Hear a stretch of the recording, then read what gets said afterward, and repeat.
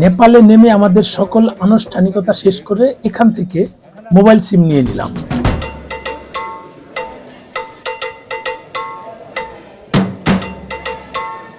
Just এই জায়গা থেকে মোবাইল সিম নেবেন, অর্থাৎ বের হওয়ার একটু আগেই ভিতরে এয়ারপোর্টের ভিতরেই সিমটা পাওয়া যায়।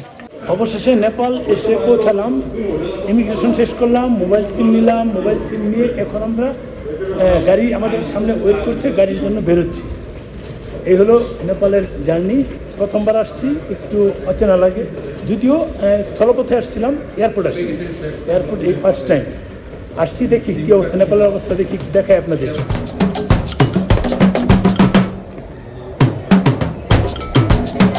অবশেষে চলে আসলাম নেপালে। নেপাল এর আগে যদিও এসেছি, কিন্তু এটাই বিমানে করে প্রথম। আসলাম কোথায়? কোথায় আসলাম কত? ইনশাআল্লাহ নেপাল এয়ারপোর্টে এখন কাঠমান্ডু নেপাল কাঠমান্ডু ভাই এয়ারপোর্টে আছি। কাঠমান্ডু আসলাম ইনশাআল্লাহ, ভালোই লাগতেছে, বুঝছেন? খারাপ না নাকি? ভাইয়ের সাথে সেকেন্ড ট্যুর, নেপাল ট্যুর। আশা করি আসবে না? এই তো আমাদের শেষ করি। আশা করি একটার পর একটা আপনি আবিষ্কার করবেন, আমাদেরকে যাবো নাকি? হ্যাঁ নিয়ে যাবেন। ভাতিজা বলো। থ্যাংক ইউ আমাদের এত সুন্দর ট্যুর দেওয়ার জন্য, আপনাকে অসংখ্য থ্যাংক ইউ। ফিনিশিং দিও, আমি কিছু বলবেন না? ধন্যবাদ দাদা, নেপালে আসার পাওয়ার জন্য। আমরা যাবো আরো। ভাই আপনি কোন? আমি মনে করি ইনশাআল্লাহ ভালো হয়ে যাচ্ছে। আপনারা সবাই যদি মিলন ভাইয়ের সাথে আসেন, ইনশাআল্লাহ ভালো, আমি মনে করি ভালো সার্ভিস পাবেন এবং ভালো ফ্যাসিলিটি পাবেন ইনশাআল্লাহ। উনি অনেক ভালো।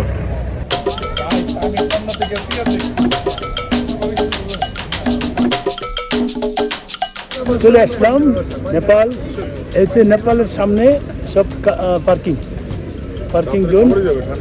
আমরা ঠান্ডা কিন্তু খুব বেশি না, আর কমন রাতে ঠান্ডা লাগবে।